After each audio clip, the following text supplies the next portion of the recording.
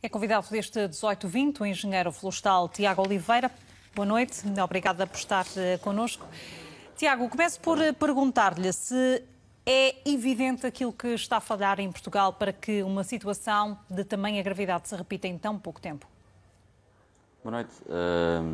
Queria agradecer o convite e expressar os meus sentimentos às famílias das vítimas e dar força a todas as pessoas que estão no terreno neste momento a trabalhar e a evitar males ainda maiores. Bom, é possível mudar as coisas e é bom que mudem porque assim é difícil de continuar e o país tem que enfrentar isto com uma questão de defesa nacional. O país não é viável desta forma, tão vulnerável a circunstâncias meteorológicas ou tão vulnerável a uma população que não sabe usar o fogo e, portanto, necessita de ser educada. Se quem não foi educado necessita de ser policiada e necessita depois, obviamente, de uma operação e de um desenho de políticas e de práticas de gestão do território adequadas ao tipo de paisagem que temos e ao tipo de meteorologia que temos. Portanto, isto aí, resumindo, eu acho que é possível dar a volta a isto. Tem que ter a prioridade política o território, assim como tem a educação, assim como tem a saúde. Ou seja, Tiago, nós temos falhado a todos os níveis. Ao nível da população, com situações de negligência, temos falhado também ao nível da prevenção florestal, nomeadamente, e vou também deixar-lhe esta questão para daqui a pouco, em relação à colocação em prática da reforma florestal, e temos também tido bastantes dificuldades em lidar com o combate. Veja, há uma sobre-expectativa na eficácia da proteção civil e nos meios de combate. Isto não se resolve por essa via. É fundamental que eles sejam capazes e que o dispositivo funcione e se adeque em função do risco meteorológico e, portanto, o balanceamento dos recursos seja adequado às circunstâncias meteorológicas, mas, mais do que tudo, tem que haver um compromisso político e quase geracional, pelo menos de uma, duas gerações, para gerir o património florestal que temos e para se adaptar à alteração que houve do contexto. Nos anos 60, 70, toda a gente ocupava o território estava todo tratado. Nós, o que hoje em dia temos um território onde estes incêndios ocorreram, muito desordenado do ponto de vista do território. As aldeias e as cidades eram círculos e eram espaços urbanizados agregados e hoje em dia temos uma teia de edificações que ramifica por entre o arborizado e por entre territórios agrícolas que, entretanto, foram abandonados. E, portanto, isto não é um problema de ordenamento da floresta, também é, mas é essencialmente um problema de ordenamento de território, é um problema de educação das pessoas e é um problema depois de conseguirmos ajustar as políticas, isto é, os partidos políticos e os governos, a olharem para o território 365 dias por ano. Não é agora, com em que está tudo a arder, que se vai resolver as coisas. É necessário, obviamente, responder à emergência. Mas o país até achava que o pior já teria passado este ano, pelo menos. Porque se criou a expectativa da chamada época de incêndios. Ora bem, época de incêndios é uma definição administrativa que não compagina o atual cenário que nós temos. Aquilo que aconteceu veio provar que isto não pode ser visto dessa maneira, quando falamos sobretudo da fase Charlie? Não, tem que haver flexibilidade no dispositivo, tem que haver um dispositivo operacional focado em proteger a floresta e as populações e os demais, que seja capaz de reagir. Mas quando não há incêndios, o que essas pessoas têm que estar a fazer, profissionais, é tratar a vegetação, é gerir os combustíveis, é educar as pessoas. No dia em que há condições para haver incêndios maiores, essas pessoas profissionais, tecnicamente capacitadas e responsabilizadas por isso, têm que ser capazes de adequar as ferramentas que têm ao seu dispor para ter um melhor trabalho.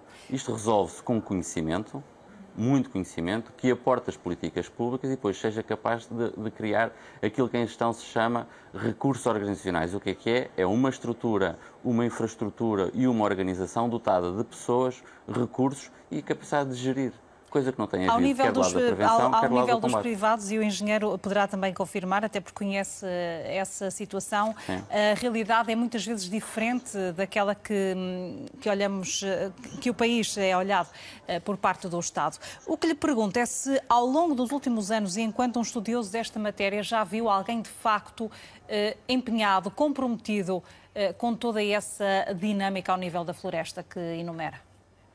Há momentos, de facto, observo o fenómeno há 20 anos e há momentos de grande mobilização social em torno do tema. No entanto, passadas as chuvas e depois entrou o inverno, o tema sai da agenda e perde-se um bocadinho a dinâmica. Há a legislação que é feita, mas depois os recursos não são adequados às necessidades que o país tem. Eu pergunto, qual é a dotação, em termos de orçamento do Estado, para gerir vegetação. Há um aumento no Parque do Ministério da Agricultura ou do Ambiente que reforça a capacidade das instituições que estão depauperadas de recursos humanos, mas que com algum orçamento conseguiam fazer cadernos de encargos e contratar a limpeza da vegetação.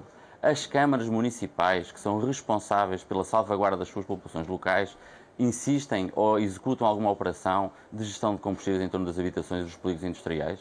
Estas questões têm de ser colocadas de uma forma muito séria para responder cabalmente a este problema. Isto não resolve só com aviões, nem só com bombeiros, isto resolve-se de baixo para cima, numa estrutura comandada e coordenada centralmente, mas com um grande empenhamento de baixo para cima. Não se vale a pena esperar que um Primeiro-Ministro, um Presidente da República, consigam ter soluções miraculosas, porque eles fazem aquilo que as populações reclamam. Mas são também os responsáveis políticos que escolhem as pessoas certas para tomarem medidas, ou pelo menos para se aconselharem, a fim de avançarem com políticas. Acredita que temos especialistas ao nível que, de facto, que o país precisa para dar esse aconselhamento, ou até, eventualmente, para estarem à frente de algumas competências políticas? Temos especialistas e temos competências em diversas áreas da engenharia, da economia, da sociologia, da antropologia, que são fundamentais para lidar com este problema. Temos que criar um sistema consistente, com base nas melhores práticas internacionais, que seja auditável, que seja transparente e que permita gerir recursos entre Portugal e Espanha, por exemplo. Mas nós temos que adequar os procedimentos aos espanhóis, que eles cheguem às matrizes internacionais. E, portanto, isso implica que haja aqui um momento de reflexão e de ação que leve o país a ter uma organização capacitada para gerir a vegetação durante todo o ano e depois esteja capacitada para dar o apoio ao combate aos incêndios, ora na proteção civil, ora na proteção das florestas. Agora, tem surgido algumas ideias, já que fala dessa questão a nível internacional, sobretudo esta proximidade entre Portugal e Espanha e daquilo que é possível fazer ao nível da prevenção. O Comissário Europeu para a Gestão de Crises já disse que é necessário criar uma força de proteção civil comum para responder àquilo que está a acontecer nesta altura na Península Ibérica. Isso será compatível com a realidade destes dois países e poderá estender-se também à área de que falava há pouco, da prevenção? Sim. Ouça, os espanhóis na Galiza e na Andaluzia e na Extremadura têm sistemas profissionais muito bem capacitados, treinados segundo as melhores práticas e, em resultado disso, nos anos 80, eles fizeram uma adoção destas metodologias e reduziram a incidência da área ardida, arborizada, na área total, de uma forma espetacular. Naturalmente, tem eventos, como agora a Galiza demonstra, que são picos, mas o que não tem é este destruir de valor que Portugal tem vindo a fazer, porque não adequamos as metodologias internacionais de prevenção e de combate a incêndios. Em particular, isto não se resolve com super-homens, nem com heróis a resolver o problema das chamas, nem com uma organização só dedicada ao combate. Isto tem que haver uma capacitação do Estado e dos privados para, durante todo o ano, fazer aquilo que tem que ser feito. Portugal já soube fazer isto dos anos 80 para cá, apostámos só no combate, preterismos a gestão da vegetação, permitimos o desordenamento do território com a expansão imobiliária, a urbanização nas áreas urbanas, na sua explosão para o tecido rural, que entretanto faliu e entretanto ficou abandonado, e o que hoje em dia temos é um território muito vulnerável a circunstâncias meteorológicas extremas, que infelizmente se vão repetir. Portanto, é bom que o país olhe isto de frente, reconheça o que há a reconhecer e façamos todos em conjunto um caminho que naturalmente será coroado de sucesso se usarmos o conhecimento. Agora, só reagir a quente, refletir e dar o dinheiro aos lobbies ou aos interesses que mais gritam no momento não é a solução. Temos que parar e estruturar um sistema capaz de gerir a vegetação durante todo o ano e depois dar o apoio à extinção das operações de combate. O Presidente da Liga de Bombeiros diz que esta situação que o país está a assistir só pode decorrer de terrorismo, de uma rede organizada que quer que isto aconteça.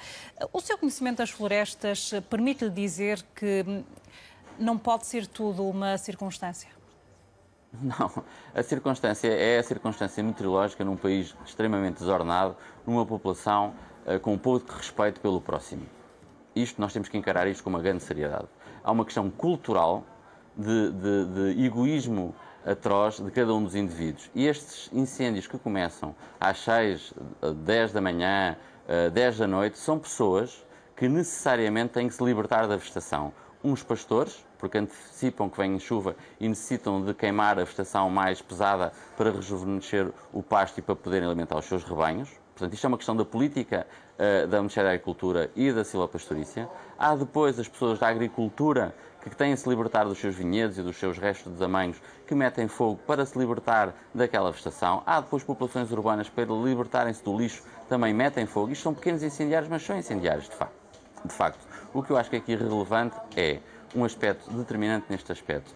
Ao dizermos que é tudo incendiário, estamos a derresponsabilizar a sociedade e não estamos a enfrentar o problema. Naturalmente que há uma franja mínima da população que tem comportamentos de natureza mais psicótica, numa perspectiva de incendiarismo, que tem que ser objeto de tratamento, de acompanhamento e de policiamento eficaz. Agora, tem que haver uma capacidade de nós darmos a quem necessita de usar o fogo para gerir vegetação, de forma a que essas pessoas o façam corretamente. Podemos ajudar a queimar essas pessoas durante o inverno, agora não podemos é permitir que elas o façam antes da entrada das chuvas, quando está tudo seco. Pronto, tem que haver aqui uma capacidade de acompanhar estas populações. Estamos a falar de quê? 100 mil pessoas que vivem da agricultura? E eu chamo a atenção para que 85% dos incêndios iniciam-se a menos de 500 metros de um local habitado. Salvo exceções de trovoadas e relâmpagos, isto é uma questão da natureza humana, da forma como nós usamos o território, que tem que ser gerido. Por exemplo, ontem estava um dia meteorologicamente muito difícil, era sabido. No entanto, as pessoas continuavam a apanhar pinhas, a passear no meio das florestas, a ter comportamentos negligentes com viaturas, com máquinas.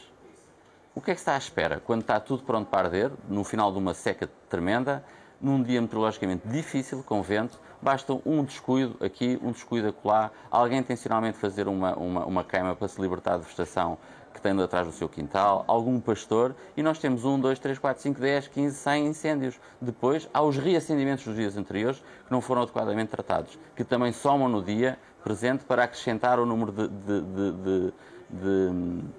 de incêndios que começam. Portanto, o sistema não aguenta e é impossível dimensionar um sistema para isto. Portanto, a única via é tratar a vegetação, educar a população e depois vigiar os espaços. Agora, se estes dois passos anteriores que eu referi não forem feitos, estamos à mercê da meteorologia e estamos completamente dependentes de um sistema, por mais profissional que seja, por melhor que seja, nunca vai ser capaz de resolver estas circunstâncias. Tiago Oliveira, muito obrigada por ter vindo à RTP3. Uma boa tarde. Obrigado.